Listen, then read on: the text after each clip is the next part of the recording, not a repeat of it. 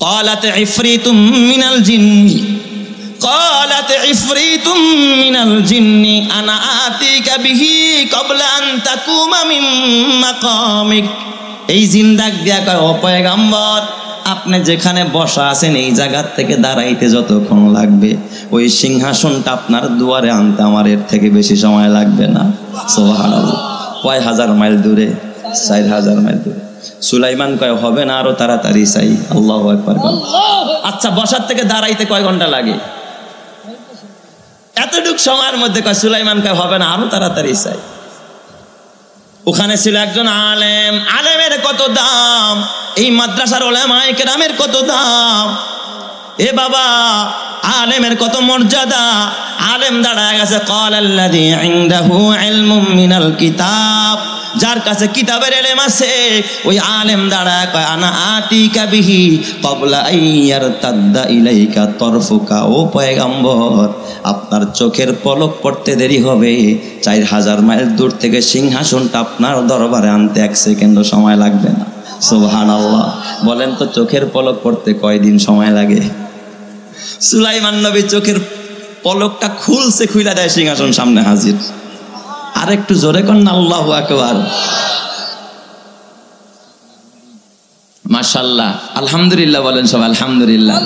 খতিবে বাঙ্গাল বর্তমান আমাদের বাংলাদেশ সহ গোটা মুসলিম বিশ্বে যার আলোচনা সব জায়গায় ছড়িয়ে গিয়েছে।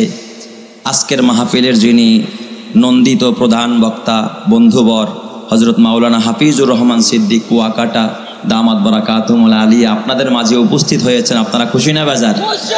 আরো জোরে কান, খুশি না বেজার? নারায়ে তাকবীর। মাশাআল্লাহ, আল্লাহ কবুল করেন, জোরে কান আমিন। হযরত যথাসময়ে চলে আসবে, আমি অল্প সময়ে ছেড়ে দেব ইনশাআল্লাহ। আমার দিকে মনোযোগ, এদিক সেদিক করবেন, আমার সময় নষ্ট করবেন 1 মিনিট, তাহলে কিন্তু হুজুরের সময় নষ্ট হয়ে যাবে। আমাকে সময় দেন, আবার হুজুর আসলে হুজুরকে সময় দিবেন। আল্লাহ কবুল করো, জোরে কান আমিন। সুলাইমান নবী সংসদটা দেখা, সিংহাসনটা দেখা অবাক হয়ে গেলেন। ডাক দিয়া কয়, এই তোরা কালারটা চেঞ্জ কর, পরীক্ষা করব দেখি চিনে কিনা। সেকেন্ডের ভিতরে কালার চেঞ্জ। সুলাইমান ডাক দেয়া কয়, বেটা সে তো আসবে, বসতে দিব কোথায়? কারণ আমার তো বসার জায়গা নাই। গোটা পৃথিবীর বাদশা, অথচ তার কোনো বাসভবন নাই। এই যুগের একজন ওসি সাহেব, ডিসি সাহেবের কত বড় বিশাল বাসভবন, অথচ সারা দুনিয়ার বাদশা সুলাইমানের কোনো বাসভবন নাই। আল্লাহু আকবার বলেন। এই ক্ষণিকের জন্য একটা মঞ্চ কায়েম কর, গ্লাস দিয়া, স্বচ্ছ কাচ দিয়া বানাবি, এই জায়গায় যেন তার আমি বসতে দিতে পারি। অন্তত মেহমানের তো কদর করা দরকার আছে। কয় জিন্নাত গো ডাক দেয়া, কয় কত দূরে আছে? কয় এই 3 কিলোমিটার দূরে। সুলাইমান নবী সিংহাসনটা গেটের কাছে রাইখা দরজায় দাঁড়ায় রয়েছে ইস্তেকবাল করার জন্য।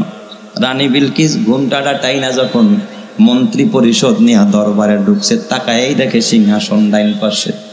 রানী বিলকিস আসলে খোঁজে, কয় কি রে, চাবি গেল কই? আরে চাবি দিয়ে আমার সাথে, তো আমার সিংহাসন এখানে কেমনে আসলো? সুবহানাল্লাহ কোন সবাই।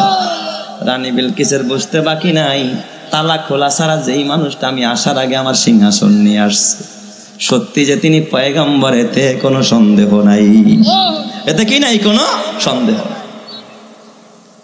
সুলাইমান নবী কাছে আসার পর জিজ্ঞাসা করে, ও ম্যাডাম দেখেন তো, এই সিংহাসনটা আপনি চিনেননি?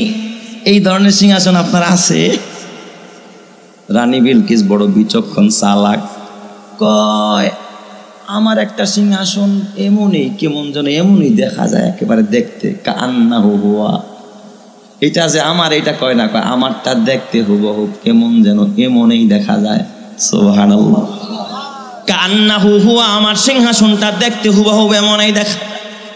সুলাইমান বুঝছে তুমি কয় নম্বরের চালাক। এখানে ধরা খাও নাই, সামনে আরেকটা আছে। নিয়ে গেছে, ওই যে মঞ্চ কায়েম করছে, সুন্দর বালাখানা বানাইছে গ্লাস দিয়া, নিচ দিয়া মনে হয় যেন পানির ফোয়ারা ঝর্ণা বইতেছে। মহিলা তো বোঝে নাই ওখানে পানি না, স্বচ্ছ গ্লাস দেওয়া। যখন কাপড় টানতেছিল, সুলাইমান ডাক দিয়া কালা তার ফাইসাও বাকি, খবরদার কাপড় উঠাতে হবে না, এখানে কোনো পানি নাই। সুবহানাল্লাহ কোন সবাই। মহিলাটা ভুল বুঝতে পারলো, লজ্জা পেয়ে গেল যে হায় হায়, এখানে পানি আছে কিনা এতটুকু বোঝার মতো আকল নাই, আমি কেমনে অবৈধভাবে এই আমানটারে দখল করে রাখছিলাম। চোখ দিয়া তওবার পানি বের হয়ে গেছে।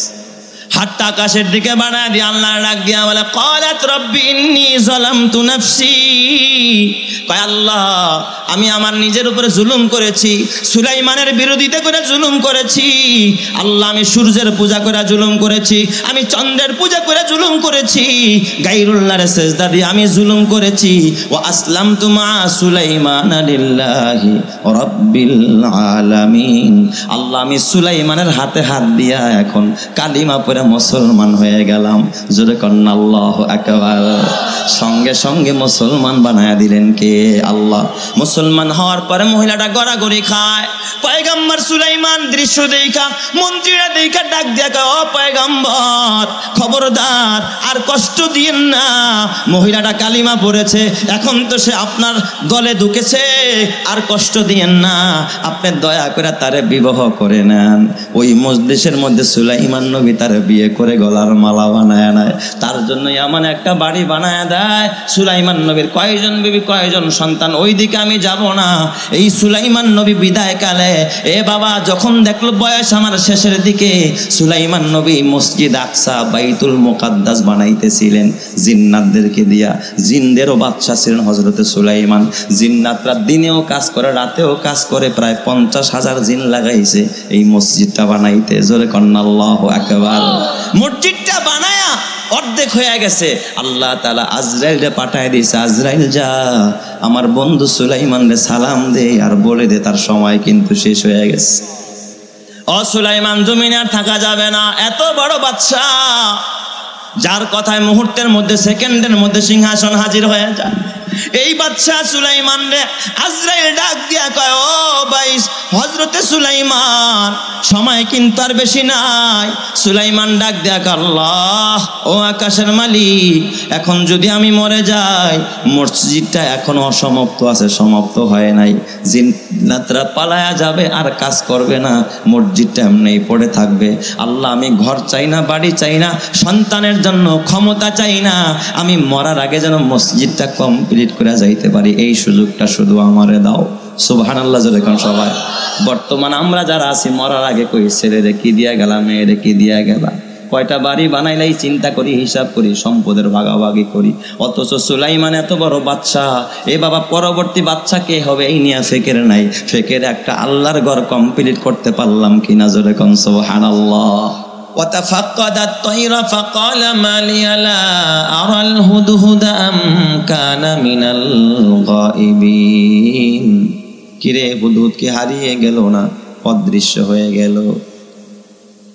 পয়গম্বর ডাক দিয়া বলেন, এ তোরা শুনে রাখ, এই হুদহুদ যদি পুনরায় আমার দরবারে আবার উপস্থিত হয়, আবার হাজির হয়, আমি হুদহুদের ব্যাপারে একটা নয় দুইটা নয়, আমি তিনটা পদক্ষেপ গ্রহণ করব। কয়টা? তিনটা পদক্ষেপ গ্রহণ করবে। এক নম্বরের পদক্ষেপ, লাউআযিবান্নাহু আযাবান শাদীদা, আমি আরে কঠিন পিটানি দিব। সুবহানাল্লাহর সাথে দুশমনি আছে আপনাদের? সুবহানাল্লাহ আগামীকাল সকালে বললেন, আর একটু জোরে কোন না মিয়া সুবহানাল্লাহ। সুবহানাল্লাহ বলে লাভ হয় না লস হয় নাকি জেল খাটতে হয়? আপনাদের এলাকায় একবার সুবহানাল্লাহ বললে কয় মাস জেল খাটা লাগে? জেল খাটা লাগে? তাহলে একটু মহব্বতের সাথে মন প্রাণ উজাড় করে বলেন না সুবহানাল্লাহ। আমি যে কথাগুলো বলতেছি সম্পূর্ণ কোরআন থেকে, এটা কোনো বানানো গল্প নয়। আয়াত পড়তেছি, অর্থ শুনাইতেছি। বিশ্বাস করলে মুমিন, বিশ্বাস না করলে কি বেঈমান। তিনি বললেন, এক নম্বরে আমার শাস্তির কথা শোনো, লাউআযিবান্নাহু আযাবান শাদীদা। এই হুদহুদ আমারে বলে যায় নাই, ছুটি নেয় নাই, দরখাস্ত করে নাই, অ্যাপ্লিকেশন লেখে নাই, ও যদি আমার দরবারে আবার আসে আমি ওরে কঠিন পিটানি দিমু। শুরুতে লামে তাকিদ, লাস্টে নুনে তাকিদ, আযাবান আরেক তাকিদ, শাদীদান আরেক তাকিদ, চারটা তাকিদ আনছে। তার মানে গুরুত্ব কত কথার। কঠিন পিটানি দিমু আর রিমান্ডের শাস্তি দিমু, ওরে আমি রিমান্ডের শাস্তি দিমু, রিমান্ডের পিটানি দিমু। পয়গম্বর সুলাইমান ডাক দিয়া বললেন, শুধু রিমান্ডের শাস্তি দিমু তা না, আমি পয়গম্বর এই হুদহুদের ব্যাপারে আমার 2 নম্বরের পদক্ষেপ হবে আউলা আজবাহান্না, অথবা যদি এই হুদহুদ কোনো কারণ দর্শাইতে না পারে আমি তারে জবাই করে দিমু। আউলা আজবাহান্নাহু, অবশ্যই অবশ্যই আমার ছুরি তার গলায় চালায়া দিমু, জবাই করে দিমু। এরপরে পয়গম্বর ডাক দিয়া বলেন, এরপরেও যদি আমার দিল ঠান্ডা না হয়, আউলা ইয়াতিয়ান্নি বিসুলতানিম মুবিন, হুদহুদ যদি সুনির্দিষ্ট কোনো কারণ দর্শাইতে পারে, সুনির্দিষ্ট কোনো উল্লেখযোগ্য প্রমাণ পেশ করতে পারে, আমি তো পয়গম্বর, আমি তো গোটা দুনিয়ার বাদশা। লা আউলা ইয়াতিয়ান্নি বিসুলতানিম মুবিন, সে যদি সুনির্দিষ্ট কোনো কারণ দর্শাইতে পারে, উল্লেখযোগ্য কোনো প্রমাণ পেশ করতে পারে, আমি পয়গম্বর হুদহুদকে চিরদিনের জন্য ক্ষমা করে দিমু। আর একটু জোরে বলেন না সুবহানাল্লাহ। আয় খুজদিলুস কি আয়লাহি, আয় খুজদিলুস কি আয়লাহি, মান লাহু জাদুন কলিল, মুখলিসান বিসিদকিয়াতি ইনদা বাবিক ইয়া জলিল, জামবুহু জামবুন আযীমুন ফাগফিরিজ জামবাল আযীম, জামবুহু জামবুন আযীমুন ফাগফিরিজ জামবাল আযীম, ইন্নাহু শাখসুন গরীবুন মুজনিবুন আবদুন জলিল, আইনা মূসা আইনা ঈসা আইনা ইয়াহইয়া আইনা নূহ, আইনা মূসা আইনা ঈসা আইনা ইয়াহইয়া আইনা নূহ, আইনা ইয়া সিদ্দিক আফিন তু ইলাল্লাহিল গফির। চিৎকার মেরে বলেন না আল্লাহু আকবার। তাহলে পয়গম্বরদের কাছে ক্ষমার অপশন আছে না নাই? এই কথাগুলো সুলাইমান নবী বলছেন। ইতিমধ্যে দেখলেন কোথা থেকে যেন চৌকোরায় হাজির হয়ে গেছে। সুবহানাল্লাহ কোন সবাই, আসামি কি হয়ে গেছে? হাজির হয়ে গেছে। আল্লাহর কোরআন বলে ফামাকাসা গায়রা বাঈদ, কিছুক্ষণ যেতে না যেতেই কোত্থেকে যেন উড়াল মাইরা সামনে হাজির। হুদহুদ পাখি চেহারা দেখে বুঝছে পয়গম্বরের মেজাজ বড় গরম। ডাক দিয়া বলে, পয়গম্বর রাগ করেন না, বেজার হয়েন না, বইলা যাইতে মনে ছিল না। ও পয়গম্বর বেজার হয়েন না, রাগ করেন না, খবরদার খবরদার। ফাকালা আহাত্তু বিমা লাম তুহিত বিহি ওয়াজিতুকা মিন সাবাইন বিনাবাই ইয়াকিন। ও পয়গম্বর, আমি উঠতে উঠতে এমন এক জায়গায় গিয়েছিলাম, এমন এক দেশে গিয়েছিলাম, এমন এক এলাকায় গিয়েছিলাম, সেখান থেকে এমন একটা খবর আমি গ্রহণ করে নিয়ে আসছি, তত্ত্ব নিয়ে আসছি, যেই খবরটা আপনার কান শোনে নাই, চোখ দেখে নাই, আপনি কোনোদিন কল্পনাও করেন নাই। এমন একটা খবর আমি আপনার জন্য উদ্ধার করে নিয়ে আসছি। জোরে কোন সুবহানাল্লাহ। পয়গম্বর একটা অদৃশ্যের খবর নিয়ে আসছি, যেই খবরটা আপনি কোনোদিন শুনতেও পান না। সুলাইমান নবী কিসের শাস্তি দিবে এবার? শাস্তির কথা ভুলে গিয়ে ডাক দিয়া বললেন, এই বেটা কি খবর আনলি? আমারে তাড়াতাড়ি শোনা। এমন কি খবর, এমন আজব কোন খবর আনলি যেই খবর আমি সুলাইমান জানি না, অথচ গোটা পৃথিবী আমি চালাই? তখন হুদহুদ ডাক দিয়া বললেন, ও পয়গম্বর ইন্নি আহাত্তু বিমা লাম তুহিত বিহি ওয়াজিতুকা মিন সাবাইন বিনাবাই ইয়াকিন। আমি উঠতে উঠতে ইয়ামান দেশের রাজধানী সাবা শহরে গিয়েছিলাম। ইয়ামান দেশের রাজধানীর নাম কি? সাবা। এই সাবার নামে কোরআনে একটা সূরা আছে, সূরাতুস সাবা, আছে না নাই?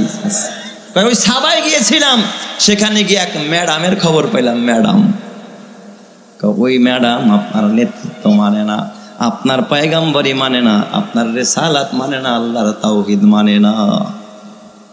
এক ম্যাডামের খবর পাইলাম, সে বিদ্রোহ করেছে, আপনার নেতৃত্ব মানে না, আপনার বাদশাহী সে মানে না। এই ম্যাডাম অবৈধভাবে ইয়ামানটা দখল করে বসে আছে। ইয়ামানের গদিটা সে অন্যায়ভাবে জবরদখল করে বসে আছে। শুধু বসে আছে তা না, এই ম্যাডাম এত খারাপের খারাপ। ইয়াসজুদুনা লিশ-শামসি মিন দুনিল্লাহ, আল্লাহরে মানে না, আল্লাহরে সেজদা দেয় না, আল্লাহরে ডাকে না, আল্লাহ ছাড়া গায়রুল্লাহরে সেজদা দেয়, মাজারে সেজদা দেয়। এ আমার বাবা আগুনরে সেজদা দেয়। বলেন তো আল্লাহ ছাড়া গায়রুল্লাহকে সেজদা দেওয়া জায়েজ না হারাম? একমাত্র সেজদার মালিক কে? নাকি খাজা বাবা? আরে আমার আফসোস লাগে, কিছু মানুষ আছে ল্যাংটারে সেজদা দেয়। কি পাইছস ল্যাংটার ভিতরে? কয় হুজুর মাল আছে। আরে কি আছে না আছে সব তো দেখাই যায়। সালা বাবা, তালা বাবা, বিড়ি বাবা, আন্ডা বাবা, বয়জা বাবা, সিগারেট বাবা, বাবার কোনো শেষ নাই। আল্লাহ তুমি এই বাবাদের হাত থেকে আমাদের হেফাজত করো, জোরে কোন আমিন। আমার মিরপুরে আছে একটা উল্টা বাবা, তো এক মরিদের সাথে সাক্ষাৎ কই, কিরে তোগো বাবারে উল্টা কয় কে? কয় হুজুর আমাকে বাবাই গায়েবের খবর জানে তো, কিন্তু যা কয় সব উল্টা হয়। যদি কয় তোর পোলা হইবে হয় মাইয়া, যদি কয় আগামীকাল বৃষ্টি হইব ঠাড়া পড়া রোদ উঠে আর কি। এই জন্য বাবার নাম ফালাইছে উল্টা বাবা। আছে না নাই? খবরদার মুসলমান। তাই তো আমাদের বিদ্রোহী কবি নজরুল বলেন, বলো বীর বলো উন্নতম শির, শির নেহারি আমারই নত শির, ওই শিখর হিমাদেরীর। এই বিদ্রোহী কবি ডাক দেখা, মুসলমান তোরা তো বীরের জাতি, ছাগলের জাতি না। তোর মাথার বড় দাম, পেশানির বড় দাম। এটা কোনো বৃক্ষের সামনে নত হবে না, পাহাড়ের সামনে নত হবে না, কোনো মাজারের সামনে নত হবে না। তোর মাথাটা একমাত্র নত হবে আরশে আজিমের মালিকের কুদরতি কদমে। সুবহানাল্লাহ। শামস কমার সুরখে জমি আঞ্জুম আখতর, দশতে দিওয়াল ওয়াদিয়ে সাহারা ও সমন্দর, মোরা মুলক তামদরু তৈর কবুতর, শাম সে হর জুলম তুজো আহমর আসগর, गुलजार गुलो पुरगे साजार किसने बनाया, तालिब मायूसी का हो ये सब जिसने बनाया। सब किछु बानाइছেন যিনি তিনি কে? অতএব সেজদা পাওয়ার মালিক কে? এ মুসলমান, সেজদা যদি পাওয়ার উপযুক্ত কেউ হইতো, আল্লাহর নবী কয় লাউ কুনতু আমিরান আহাদান আইয়াসজুদা লি আহাদিন লা আমারতুল মারআতা আন তাসজুদা লি যাওজিহা। আল্লাহর নবী বলে দুনিয়ার কাউকে সেজদার পারমিশন দিলে আমি দুনিয়ার নারীদেরকে বলতাম তোমরা তোমার স্বামীর পায়ে সেজদা করো। আল্লাহর নবী বলে এই পারমিশন আল্লাহ কাউকে দেয় নাই। অতএব মানুষ হয়ে মানুষকে সেজদা করা জায়েজ না হারাম। আল্লাহর নবী দু জাহানের নবী, বিশ্ব নবী, সরওয়ারে দু আলম, আল্লাহর নবীর একজন প্রিয় সাহাবী হযরতে মুআজ ইবনে জাবাল রাদিয়াল্লাহু তাআলা আনহু। এই মুআজকে আল্লাহর নবী বলে আলামু বি উম্মতি, আলামু উম্মতি বিল হারামি ওয়াল হালাল। মুআজ ইবনে জাবাল এই উম্মতের মধ্যে হালাল হারাম সম্পর্কে সবচাইতে বেশি জ্ঞানের অধিকারী হযরতে মুআজ বিন জাবাল। জোরে কোন সুবহানাল্লাহ। এই মুআজকে আল্লাহ নবী ইয়ামানের এ বাবা গভর্নর বানায়া পাঠায়। হযরতে মুআজ ইয়ামান থেকে একবার এসে বাবা ইয়ামান থেকে এসে আল্লাহর নবীর কাছে আইসা দাঁড়ায় নবীর চেহারা মোবারক দেখে মুআজ কাঁদতেছে। আল্লাহর নবী জিজ্ঞাসা করলেন ইন্নী ওয়াল্লাহি লা উহিব্বুকা ইয়া মুআজ, ও মুআজ আল্লাহর কসম আমি তোমারে ভালোবাসি মুআজ, তুমি কেন কাঁদতেছো? তোমার চোখে কেন পানি? হযরতে মুআজ বললেন ইয়া রাসূলুল্লাহ, আমি সিরিয়ার ভিতরে দেখেছি তাদের সুদী সন্ন্যাসীদেরকে তাদের উম্মতেরা তাদের লোকেরা সেজদা দেয়। আমি দেখেছি পারস্যের ভিতরে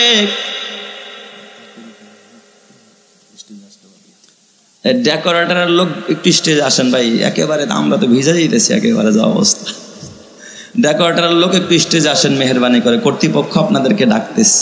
আল্লাহ তুমি কবুল করো, জোরে কোন আমিন। আরে ভাই এইটাও তো রহমতের বৃষ্টি, ঠিক না ভাই? ঠিক, হ্যাঁ, কুয়াশা নাই, বৃষ্টি নাই, কিছু নাই, তারপর আমার মনে হয় আল্লাহ তাআলা সাকিনা নামক রহমত আমাদের চোখে দেখায় বর্ষণ করতেছে, ঠিক না ভাই? ঠিক, জোরে কোন। এই মেয়ে আপনারা খুশি না বেজার? আরো জোরে কোন, খুশি না বেজার? মুআজ আইসা কয় হুজুর আমার মন চায় আমি একটু আপনারে সেজদা দেই। সুবহানাল্লাহ কইবেন না সবাই? কারে সেজদা দিতে চাইছে? আমার নবীকে, নবীর বড় প্রিয় সাহাবী হযরতে মুআজ। নবীজির চেহারা লাল হয়ে গেলেন। আল্লাহর নবী ডাক দিয়া কয় মুআজ মুআজ, কি বললাম মুআজ, তুমি কি খোদার কোরআন পড়ো নাই? আল্লাহ কোরআনে বলে ইয়া আইয়ুহাল্লাযীনা আমানু রুকউ ওয়াসজুদু ওয়া'বুদু রাব্বাকুম ওয়াফআলুল খায়রা লাআল্লাকুম তুফলিহুন। হে ঈমানদাররা, রুকু করবি তো আল্লাহকে রুকু কর, সিজদা করবি তো আল্লাহকে সিজদা কর। আল্লাহ ছাড়া এ বাবা কারো সামনে রুকু এবং সিজদা মাথা নত কোনো মানুষের সামনে করা যাবে না। কথা ঠিক না ব্যাঠিক জোরে কর? তাই তো দুই কবির ভিতরে আমাদের কাছে কবি নজরুলের মর্যাদা ঠাকুরের চাইতে 1000 গুণে বেশি। ঠিক না ব্যাঠিক জোরে কর? অথচ ঠাকুরের কিন্তু দাড়ি ছিল লম্বা লম্বা। কথা কয়? হ্যাঁ, মাথায় বাবরি চুল, লম্বা দাড়ি। পক্ষান্তরে নজরুলের কিন্তু কি ছিল না? দাড়ি ছিল না। একদিন ঠাকুর এক মজলিসে নজরুল রে কয়, ওগো নজরুল, তুমি করেছো ভুল, কেটেছো দাড়ি, রেখেছো চুল। কি সুন্দর মিলাইছে ছন্দ। ঠকাইতে চাইছে নজরুল রে, কিন্তু নজরুলের দিলের মধ্যে আছে ঈমান, আল্লাহর মহব্বত, রসুলের মহব্বত। নজরুল তো আর আগের থেকে ছন্দ মিলাই নাই। নজরুল মাইক্রোফোনটা হাতে নিয়ে কয়, ওগো ঠাকুরদা, বলেছো আচ্ছা, ঈমান ছেড়ে তুমি মালাউনের বাচ্চা। আল্লাহু আকবার বলেন না সবাই একবার? মেয়ে আল্লাহু আকবার। ঈমান না থাকলে 2 পয়সার লাভ আছে মিয়া? এ যুবক ভাই, হুদহুদ আইসা ডাক দিয়া কয়, ও মহারাজ, ওই ম্যাডামটা এত খারাপের খারাপ। ইয়াসজুদুনা লিশ-শামসি মিন দুনিল্লাহ, আল্লাহ ছাড়া গায়রুল্লাহরে সিজদা দেয়। এই কথা শোনার পর হযরতে সুলাইমান নবী কিসের পাখিরে আযাব দিবে, কিসের পাখিরে রিমান্ড দিবে, এখন তার মাইন্ড অন্যদিকে চলে গেছে। কস কি, গোটা পৃথিবীর বাদশা আমি, আর আমার মাথায় লবণ রাইখা বড়ই খায়, এত বড় সাহস টাকার। তবে হুদহুদ শুইনা রাখ, আমি তো বাদশা, আমি তো পয়গাম্বর। পয়গাম্বররা প্রথমেই অ্যাকশন নেয় না, প্রথমে দাওয়াত দেয়। পয়গাম্বররা প্রথমেই কারো উপরে হাত তুলে না। ওলামায়ে কেরাম প্রথমেই কারো বিরুদ্ধে অ্যাকশন নেয় না, প্রথমে তোমারে বুঝায়, ফতোয়া দেয়। যখন ফতোয়া মানো না, তারপরও যখন অকারেন্স করতে যাও, উল্টা পাল্টা করতে যাও, তখন এই ওলামায়ে কেরাম রাজপথে নামে। কথা ঠিক কিনা? কয়, এই হুজুর যা, আমি জিহাদ করব না, আগে তাবলীগের দাওয়াত দে। ইজহাব বিকিতাবি হাযা, ইজহাব বিকিতাবি হাযা। এই হুজুর যা, এই চিঠিটা নিয়ে রানী বিলকিসের কাছে যা। এই চিঠিটা রানী বিলকিসরে দিবি। এটার ভিতরে আমি রানী বিলকিসের কাছে একটা দাওয়াত লিখলাম, একটা পত্র লিখলাম। ইন্নাহু মিন সুলাইমান ওয়া ইন্নাহু বিসমিল্লাহির রাহমানির রহিম। আল্লাহু আকবার। আল্লাহ তা'আলু আলাইয়া ওয়াতুনি মুসলিমিন। সুলাইমান নবী পত্র লেখা পাঠায়া দিলেন। আল্লাহর নামে সুলাইমানের পক্ষ থেকে বিসমিল্লাহির রহমানির রহিম বলে চিঠি লিখলেন, আর বললেন, আর বাটপারি করিস না। আল্লাহ তা'আলু আলাইয়া, আমার উপর আর বাটপারি করিস না। ওয়াতুনি মুসলিমিন, মুসলমান হয়ে ফিরে আয়। দাওয়াত দিয়া দিলেন। সুবহানাল্লাহ, জোরে কোন সবাই। এই চিঠি দিয়া রানী বিলকিসের কাছে কারে পাঠাইছে? কারে পাঠাইছে? হুদহুদ পাখিরে পাঠাইছে। সুলাইমানের সিংহাসন থেকে রানী বিলকিসের সিংহাসনের দূরত্ব 4000 কিলোমিটার। কয় হাজার? 4000 কিলোমিটার। তার মানে আপনাদের এখান থেকে বাঞ্চারমপুর পর্যন্ত, তাই না? তাইলে হ্যাঁ, 4000 কিলোমিটার দূরের রাস্তা। হুদহুদ একটা উড়াল মাইরা ঠোঁটের মধ্যে চিঠিটা নিয়ে যায়, দেখে রানী বিলকিসের সংসদের অধিবেশন চলতেছে, অবৈধ সংসদ। রানী বিলকিসের শত শত মন্ত্রী ছিল। তো রানী বিলকিসের চেয়ারটা ছিল উঁচা, টেবিলটাও ছিল উঁচা, তৎকালীন যুগে যা ছিল আর কি। তো এই সংসদের ভিতরে আলাপ আলোচনা চলতেছে। হঠাৎ করছে কি, হুদহুদ পার্লামেন্টের ভিতরে প্রবেশ করে চিঠিটাকে রানী বিলকিসের টেবিলের উপর থেকে এমনি ছেড়ে দিয়েছে। রানী বিলকিস আঁতকে উঠছে, কি রে এটা কি পড়লো, আবার বোমঠুম মারলো নি কেউ, আবার ভয় পেয়ে গেছে। হুইলাই দেখে চিঠির মধ্যে লেখা, ইন্নাহু মিন সুলাইমান ওয়া ইন্নাহু বিসমিল্লাহির রহমানির রহিম। যেখানেই বাঘের ভয় সেখানেই রাত হয়, সেখানে কি হয়? রাত হয়। সুলাইমানের নাম যখন শুনছে রানী বিলকিসের পায়জামা গরম হয়ে গেছে। রানী বিলকিস ভয় পেয়ে গেছে, নৈরা চৈরা উঠসারে, তার মানে আমার কর্মকাণ্ড সুলাইমান যাইনা ফালাইছি। চুরি করতেছে না, চোরে যখন বুঝে যে ধরা খেয়ে গেছি, কি কন তখন কি আর স্বাভাবিক অবস্থা থাকে না? অস্বাভাবিক, অস্বাভাবিক হয়ে গেছে। ওই পার্লামেন্টের ভিতরে একটা পাগলা ঘন্টি বাঁধা ছিল। আপনারা দেখবেন লঞ্চের ট্রলারে টান দেয় আর ঘন্টি বাজে না, তখন তার ডিজিটাল না যে টিপ দিবার রিমোট কন্ট্রোল, তা না। এটা বাজাইলে সব সংসদরা মনে করতো যে কোনো একটা কিছু ঘটছে। রশি টান দিছে, পাগলা ঘন্টা বাজায় দিছে রানী বিলকিস। সব মন্ত্রীরা দাঁড়ায় গেছে, দাঁড়ায় বল ম্যাডাম কি হয়েছে? ম্যাডাম তখন দাঁড়ায় একটা বক্তব্য দেয়, আল্লাহর কোরআন বলে, এটা বানানো কোনো গল্প নয়। قالت يا أيها الملأ إني ألقي إلي كتاب كريم। এ আমার মন্ত্রীরা, আমার কাছে একটা সম্মানিত চিঠি আসছে, একটা পত্র আসছে, একটা লেটার আসছে। সুবহানাল্লাহ জোরে কোন সবাই। মুফাসসিরিনে কেরাম লিখেন, রানী বিলকিস যদিও বেঈমান, কিন্তু নবী সুলাইমানের চিঠিকে তিনি সম্মান দিয়া কথা বলছে। বলছে আমার কাছে একটা সম্মানের চিঠি এসেছে, বলে নাই আজে বাজে একটা সংবাদ। কি বলছে? একটা সম্মানের চিঠি আসছে। কিতাবুন কারীম, উলামায়ে কেরাম বুঝবে এর ব্যাখ্যা। আমার কাছে একটা সম্মানের চিঠি এসেছে। আব্দুল্লাহ ইবনে আব্বাস রাদিয়াল্লাহু তাআলা আনহু বলেন, এই যে নবীর চিঠিতে সম্মান দিল, তার মানে নবীরে সম্মান দিল, নবীরে সম্মান দিল মানে আল্লাহরে সম্মান দিল।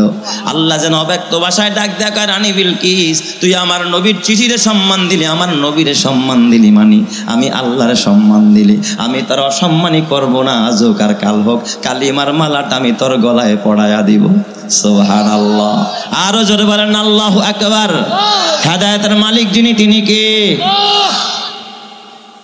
রানী বিলকিস ডাক দিয়া কয়, ইন্নী উলকিয়া ইলাইয়া কিতাবুন কারীম, একটা সম্মানের চিঠি আসছে।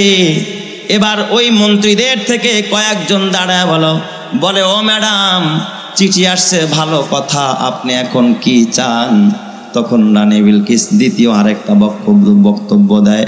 ক্বালাত ইয়া আইয়ুহাল মালাউ আফতুনি ফি আমরি মা কুনতু কাতিআতান আমরা হাত্তা তাশহাদুন। তোরা সাক্ষী থাক, তোরা আমারে পরামর্শ দে, আমি এখন কি করতে পারি? রানী বিলকিস পরামর্শ চায়। আপনারা বলেন, মন্ত্রীদের ভিতরে সবাই ভালো নাকি? আবার সবাই খারাপ নাকি? দুই চারটা ভালো আছে না নাই? আবার ডজনে ডজনে খারাপ আছে না নাই? রানী বিলকিসের মন্ত্রীদের ভিতরে কয়েক ডজন ছিল একেবারে নাস্তিক। নাস্তিকগুলো দাঁড়ায় গেছে, দাঁড়ায় বয়, ম্যাডাম আপনি দেখি ইদানিং চিকার মুতে আসার খান, বয়ের কি আছে? হ্যাঁ ম্যাডাম। ক্বালু নাহনু উলু কুওয়াতিন ওয়া উলু বাসিন শাদীদ। আরে আমাদের সশস্ত্র বাহিনী আছে, নৌবাহিনী আছে, সেনাবাহিনী আছে, আমাদের কত র্যাব আছে, চিতা আছে, কোবরা আছে, বিজিবি আছে, কিসের এত হয়? নাহনু উলু কুওয়াতিন ওয়া উলু বাসিন শাদীদ। আমরা সুলাইমানের বিরুদ্ধে লড়াই করে সুলাইমানরে হতাই থুইয়ামু। আসলে হতাইতে পারবো না, নিজেরাই হুইতে যাইব। কথা কয় না কে? পারবে? নবীর সাথে লড়াই করে পারবে? রানী বিলকিস ডাক দিয়া বলে, এ আমার মন্ত্রীরা, আমি যা জানি তোরা তা জানোস না। আমি জানি কওমে আদের ইতিহাস, আমি জানি কওমে সামুদের ইতিহাস, আমি জানি কওমে ফিরাউনের ইতিহাস, আমি জানি সাদ্দাদের ইতিহাস, আমি জানি নমরুদের ইতিহাস, আমি জানি কারুনের ইতিহাস। এই জমিনে পয়গম্বরদের সাথে লড়াই করে কেউ কোনোদিন বিজয় হতে পারে নাই। আমি রানী বিলকিসও সুলাইমানের সাথে লড়াই করে বিজয় হতে পারবো না। চিৎকার মেরে কান্না আল্লাহু আকবার। আরো জোরে বলেন আল্লাহু আকবার। এ মুসলমান, ওই যুগে যারা নবীদের সাথে লড়াই করে পারে নাই, এখন তো আর নবী নাই, আছে নবীর ওয়ারিস উলামায়ে কেরাম আসাতুল আম্বিয়া। এই যুগেও আহমদ শফীদের সাথে লড়াই করে পারবি না। এই আধ্যাত্মিক রাহবার জুনায়েদ বাবুনগরী রহমাতুল্লাহ আলাইহির সাথে লড়াই করে পারবি না। আল্লামা মামুনুল হকের সাথে লড়াই করতে যাবি, গদি ছাইরা পালানের রাস্তা পাবি না। কথা ঠিক না বা ঠিক জোরে গান? আমার ভাইয়েরা, তাহলে বুঝতে হবে আল্লাহ ওয়ালাদের মদতদাতা যিনি, তিনি কে? আরো জোরে বলতে হবে, তিনি কে? সুলাইমানের কথা শুই না চিঠি পাইয়া রানী বিলকিস কাইত হয়ে গেছে। আর কি, নাস্তিকদের জবাবে যখন কড়া কথা বলে দিছে, যে আমি পারবো না, তখন নাস্তিকরা কয় আপনার সংসদেও আমরা নাই, বের হয়ে গেছে। কয় ঠিক আছে তোরা যা, তাতে আমার কিছু আসে যায় না, কারণ এই লোকের সাথে লড়াই করে আমার জীবন শেষ করতে আমি পারবো না। এখন ইবলিশ শয়তান দেখতেছে, আরে আমার খালাতো ভাইরা তো পরাজয় বরণ করলো। ইবলিশ আর নাস্তিকরা কিন্তু আপন খালাতো ভাই, জানেন না? এই ইবলিশ কয় আরে আমার খালাতো ভাইরা পরাজয় বরণ করলো, তাইলে তো একটু ম্যাডামরে পরামর্শ দেওয়া দরকার।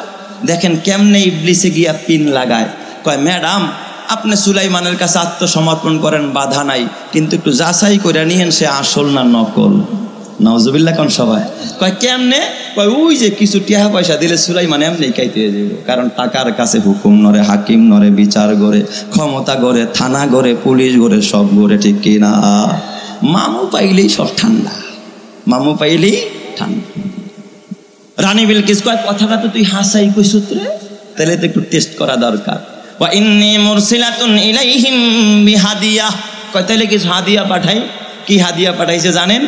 100 স্বর্ণের বাঁশ, স্বর্ণের ইটা, সুবহানাল্লাহ কোন সবাই, 100 রূপার ইটা, 100 গোলাম আর 100 দাসী, যদি সে নারী লোভী হয়। নাউজুবিল্লাহ কোন সব। সুলাইমানকে কায়েদ করতে যা যা দরকার সব পাঠাইছে, সুন্দরী সুন্দরী নারী পাঠাইছে, 100 অল্প বয়সের গোলাম পাঠাইছে যদি তার কুকর্ম করার স্বভাব থাকে। স্বর্ণের ওইটা দিছে, রূপার ওইটা দিছে। এরপরে 4000 কিলোমিটার দূরের থেকে কয়েক হাজার বাহিনী দিয়া পাঠায়া দিছে। এই খবরটা আল্লাহ ওহির মাধ্যমে তার পয়গাম্বরে জানায়া দিছে। সুবহানাল্লাহ। সুলাইমান নবী ডাক দিছে, ওই মন্ত্রীরা দেখ, ওই যে রানী বিলকিসের লোকেরা আমার দরবারে অসৎ উদ্দেশ্যে আসতেছে, আমারে কিনতে চায় পয়সা দিয়ে। তো ওরা, ওদের উদ্দেশ্য যদিও খারাপ, তারপরও তোরা আমার দেশের মেহমান, একটা কাজ কর, ওদেরকে রিসিভ করার জন্য এয়ারপোর্ট থেকেই আমার বাড়ি পর্যন্ত যতদূর আসবে 30 কিলোমিটার জায়গা স্বর্ণ দিয়া তোরা ডালাই করে দে, কার্পেটিং করে দে। সুবহানাল্লাহ। স্বর্ণের ইটা দিয়া 30 মাইল জায়গা ডালাই করছে। সুবহানাল্লাহ বলবেন না সবাই। আর কয় তোরা দুই পাশ দিয়া দাঁড়াইস না, কারণ ইমানদাররা তো বেঈমানকে স্বাগতম জানাইতে পারে না। রাস্তার দুই পাশ দিয়া গরু, ছাগল আর মহিষ বেড়া, গরু গাদা বাইন্দা দেয়। ওরা লেজ লড়ায়া লড়ায়া গাদার দলে, গাদার দল রেখে দিবে, সংবর্ধনা দিবে। এই কথাগুলো বানানো নয়, তাফসিরের কিতাবের মধ্যে লেখছে বাবা। সব 30 মাইল জিন্নাত রাজার কথা শুনে মুহূর্তের মধ্যে ক্লিয়ার। ওরা দিনের পর দিন সফর করে যখন এরিয়ায় ঢুকছে, যাওয়ার পর দেখে উরি বাপরে বাপ, এই বেড়ার দেশি দি আমরা 100 পিস ইটা নিয়ে আইসি, আর এদি 30 মাইল জায়গা সোনাদা বান্ধাই থুইছে। ও কয় আল্লাহ, এই 30টা ইটা নিয়ে গেলে তো শরম পাওয়া ছাড়া কোনো রাস্তা নাই। কয় যা মুনা ফালায়া দিব। আর যেটার মাথায় রূপার ইট ছিল, ও কয় ওরে আল্লাহ, সামনে যায় এক জায়গায় গাদায় এই রূপ স্বর্ণের ইটার উপরে পায়খানা করতেছে। উম্মা, যেই বেড়ার দেশে স্বর্ণের ইটে গাদায় পায়খানা করে, ছাগলে প্রস্রাব করে, এই বেড়ারে রূপার ইট দিলে তো নিবই না, গুতায়া মাথা ফাড়াই লইব। আমরা এখন কেমনে যাই, সাইরা দেমা কাইন্দা বাসি। তারপরে ম্যাডামের নির্দেশ, কোন রকম কাছে গেছে। কিতাবে লেখছে দেখেন মুমিনের ফিরাসাত কেমন। নবী সুলাইমানের চেহারাটা দেখাই, চেহারার দিকে তাকানোর সাহস পায় নাই, অন্যদিকে তাকায় কয় পয়গাম্বর মহারাজ, এই যে আমাকে ম্যাডামে কিছু হাদিয়া দিছে, নিলে নেন, না নিলে ফেরত দিয়ে দেন। সুবহানাল্লাহ কোন সবাই। সুলাইমান পয়গাম্বর ডাক দিয়া কয়, এই বেটা আহমক, আমি পয়গাম্বরের টাকা দিয়া কিনতে চাস? পয়গাম্বররা টাকায় বিক্রি হয় না, নবীরা কোনোদিন টাকায় বিক্রি হয় না। আদম সফিউল্লাহ টাকায় বিক্রি হয় নাই, নূহ নাজিহুল্লাহ টাকায় বিক্রি হয় নাই, ইব্রাহিম খলিলুল্লাহ টাকায় বিক্রি হয় নাই, মুসা কালিমুল্লাহ টাকায় বিক্রি হয় নাই, ঈসা রূহুল্লাহ টাকায় বিক্রি হয় নাই, মুহাম্মদুর রাসূলুল্লাহ টাকায় বিক্রি হয় নাই। এই যুগের যারা আলেম ওলামা, এরাও কোনোদিন টাকায় বিক্রি হয় না। টাকায় বিক্রি আহলে হক ওলামায়ে কেরাম কোনোদিন হতে পারে না। যারা টাকায় বিক্রি হয় ওরা আলেম নামের কলঙ্ক, ওরা হক্কানি না, ওরা হলো হুক্কানি, ওরা হলো দালাল। কথা ঠিক কিনা? আমার বাবা, খবরদার, কোনো পয়গাম্বর টাকায় বিক্রি হতে পারে না। এই কথা যখন বলছি, ওরা তাড়াতাড়ি গাড়তে গুছায় আবার রওনা করছে বিলকিসের দরবারে। যায় কয়, ম্যাডাম এই শরমটা দেওয়া কি ঠিক হইল? ম্যাডামে আগেই তো কইছিলাম যে সুলাইমানের লগে পারা যাবে না। কয় তাহলে কি করার? কয় তো চল সবাই মিলে তার কাছে গিয়া মুসলমান হয়ে যায়। কালকে সকালে কয়েন সুবহানাল্লাহ। আর একটু জোরে বলেন না মিয়া সুবহানাল্লাহ। রানী বিলকিস সদল বলে সব মন্ত্রী পরিষদ নিয়ে সুলাইমানের দরবারে রওনা। বাবা 4000 কিলোমিটার দূর। তখন তো আর বিমান নাই, রকেট নাই, গাড়ি নাই, পাজারো আর প্যারাডো গাড়ি নাই, কেমনে তারা যাবে 4000 কিলোমিটার? কিন্তু আল্লাহ তাআলা ওই যুগে নবী সুলাইমানকে একটা বিমান দিয়েছিলেন। সুবহানাল্লাহ কোন সবাই। এই সুলাইমান নবীর বিমানটা কত বড়, তার পুরুত্ব কত, ঘনত্ব কত, কয়টা আসন ছিল, কোথায় কয়টা খেজুর গাছ ছিল, কোথায় জিন্নাতরা, কোথায় মন্ত্রীরা, কোথায় নারী পুরুষ। আমি যদি ডিটেলস বিবরণ দিতে যাই, এবং বিমানটার গতি পাওয়ার কত ছিল, আরো 1 ঘন্টা সময় বেশি লাগবে, আমি ওই দিকে যাব না। শুধু এতটুকু বলি, বিমানটার গতি পাওয়ার কেমন ছিল। আল্লাহর কোরআন বলে, ওয়ালি সুলাইমানার রিহা গুদুহা শাহরু ওয়া রাওয়াহুহা শাহর। আল্লাহ সুলাইমানরে যে বিমানটা হাওয়াই তক্তা দান করেছিলেন, এক সকালে 1 মাসের রাস্তা, এক বিকাল চললে 1 মাসের রাস্তা অতিক্রম করত। সুবহানাল্লাহ, কত দ্রুতগামীর একটা হাওয়াই তক্তা।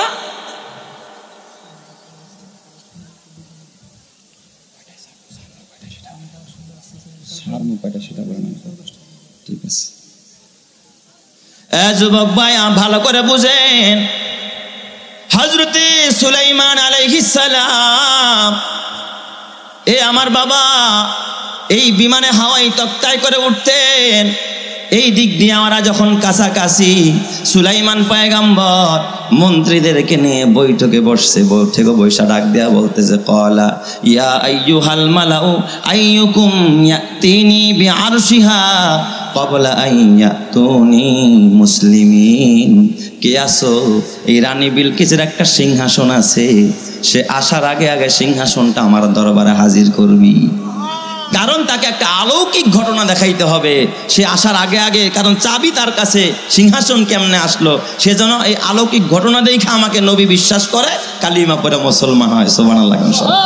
ওই মজলিসের মধ্যে বসা ছিল বাবা একদল জিন, কেউ বলছে একদল জিন, কেউ বলছে একটা জিন, নাম তার ইফরিত। ক্বালাত ইফরিতুম মিনাল জিন্নি قالت عفريت من الجن أنا آتيك به قبل أن تقوم من مقامك। এই জিন ডাক দিয়া কয়, ও পয়গম্বর, আপনি যেখানে বসা আছেন এই জায়গা থেকে দাঁড়াইতে যতক্ষণ লাগবে, ওই সিংহাসনটা আপনার দুয়ারে আনতে আমার এর থেকে বেশি সময় লাগবে না। সুবহানাল্লাহ। কয় হাজার মাইল দূরে? 4000 মাইল দূরে। সুলাইমান কয়, হবে না, আরো তাড়াতাড়ি চাই। আল্লাহু আকবার। আচ্ছা, বসার থেকে দাঁড়াইতে কয় ঘন্টা লাগে? এতটুক সময়ের মধ্যে কয় সুলাইমান কয়, হবে না, আরো তাড়াতাড়ি চাই। ওখানে ছিল একজন আলেম, আলেমের কত দাম, এই মাদ্রাসার উলামায়ে কেরামের কত দাম।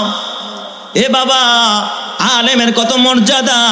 আলেম দাঁড়ায় গেছে, ক্বালাল্লাযী ইনদাহু ইলমুম মিনাল কিতাব, যার কাছে কিতাবের ইলম আছে, ওই আলেম দাঁড়ায় কয়, আনা আতিকা বিহি ক্বাবলা আইয়ারতাদ্দা ইলাইকা তরফুকা। ও পয়গম্বর, আপনার চোখের পলক পড়তে দেরি হবে, 4000 মাইল দূর থেকে সিংহাসনটা আপনার দরবারে আনতে 1 সেকেন্ডও সময় লাগবে না। সুবহানাল্লাহ। বলেন তো, চোখের পলক পড়তে কয়দিন সময় লাগে? সুলাইমান নবী চোখের পলকটা খুলছে, খুইলা দেয়, সিংহাসন সামনে হাজির। আর একটু জোরে কর না, আল্লাহু আকবার।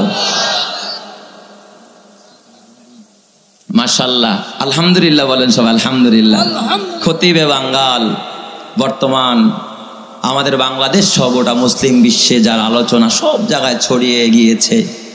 আজকের মাহফিলের যিনি নন্দিত প্রধান বক্তা বন্ধুবর হযরত মাওলানা হাফিজুর রহমান সিদ্দিক কুয়াকাটা দামাত বারাকাতুহুল আলিয়া আপনাদের মাঝে উপস্থিত হয়েছেন। আপনারা খুশি না বেজার? আরো জোরে কান, খুশি না বেজার? নারায়ে তাকবীর। মাশাআল্লাহ, আল্লাহ কবুল করেন, জোরে কান আমিন।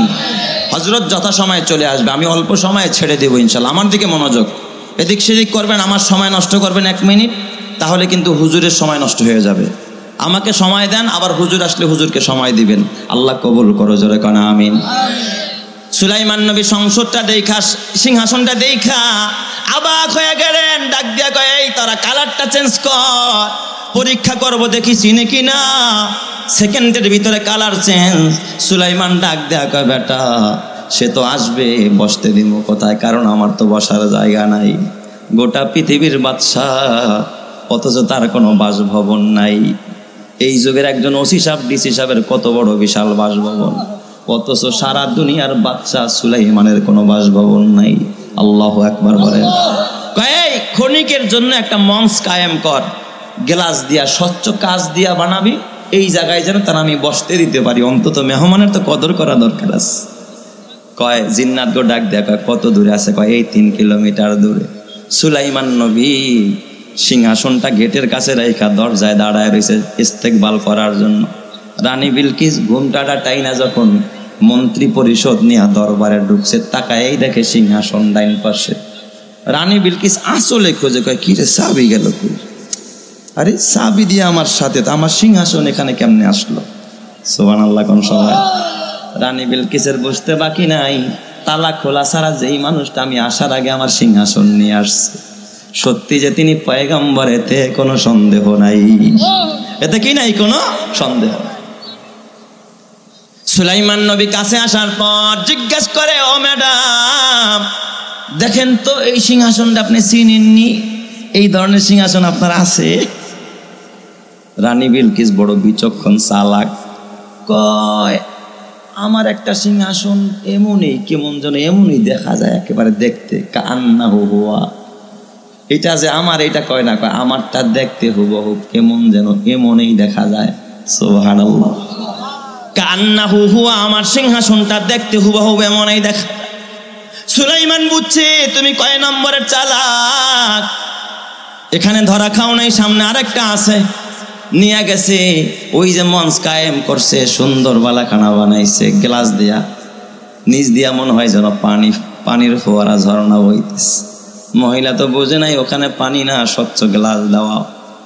যখন কাপড় টানতেছিল, সুলাইমান ডাক দিয়া কালা তার ফাইসাও বাকি, খবরদার কাপড় উঠাতে হবে না, এখানে কোনো পানি নাই। সুবহানাল্লাহ কোন সবাই। মহিলাটা ভুল বুঝতে পারলো, লজ্জা পেয়ে গেল যে হায় হায়, এখানে পানি আছে কিনা এতটুকু বোঝার মতো আকল নাই, আমি কেমনে অবৈধভাবে ইয়ামানটারে দখল করে রাখছিলাম। চোখ দিয়া তওবার পানি বের হয়ে গেছে।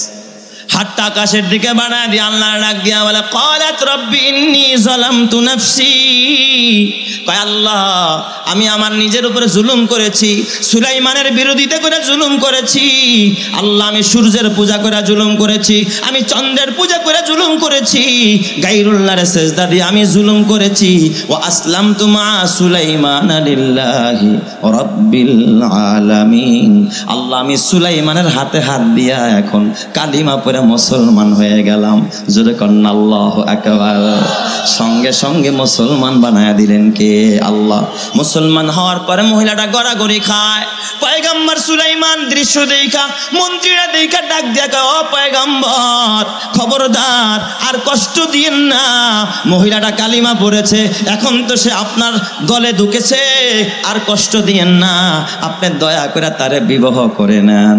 ওই মজলিসের মধ্যে সুলাইমান নবী তারে বিয়ে করে গলার মালা বানায় নেয়, তার জন্য এমন একটা বাড়ি বানায় দেয়। সুলাইমান নবীর কয়জন বিবি, কয়জন সন্তান, ওই দিকে আমি যাব না। এই সুলাইমান নবী বিদায় কালে, এ বাবা যখন দেখলো বয়স আমার শেষের দিকে, সুলাইমান নবী মসজিদ আকসা বাইতুল মুকাদ্দাস বানাইতেছিলেন জিন্নাতদেরকে দিয়া। জিনদেরও বাদশা ছিলেন হযরতে সুলাইমান। জিন্নাতরা দিনেও কাজ করে, রাতেও কাজ করে, প্রায় 50,000 জিন লাগাইছে এই মসজিদটা বানাইতে। জোরে কন্না আল্লাহু আকবার। মসজিদটা বানায়া অর্ধেক হয়ে গেছে, আল্লাহ তাআলা আজরাইলকে পাঠায় দিয়েছে, আজরাইল যা আমার বন্ধু সুলাইমানরে সালাম দে আর বলে দে তার সময় কিন্তু শেষ হয়ে গেছে। ও সুলাইমান জমিনে আর থাকা যাবে না, এত বড় বাদশা যার কথায় মুহূর্তের মধ্যে, সেকেন্ডের মধ্যে সিংহাসন হাজির হয়ে যায়। এই বাদশা সুলাইমান রে আজরাইল ডাক দিয়া কয়, ও বাইস হযরতে সুলাইমান সময় কিন্তু আর বেশি নাই। সুলাইমান ডাক দিয়া কয়, আল্লাহ ও আকাশের মালিক, এখন যদি আমি মরে যাই, মসজিদটা এখনো অসমাপ্ত আছে, সমাপ্ত হয় নাই, জিন্নাতরা পালায়া যাবে আর কাজ করবে না, মসজিদটা এমনি পড়ে থাকবে।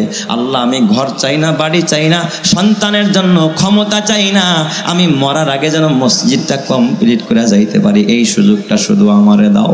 সুবহানাল্লাহ জোরে কোন সবাই।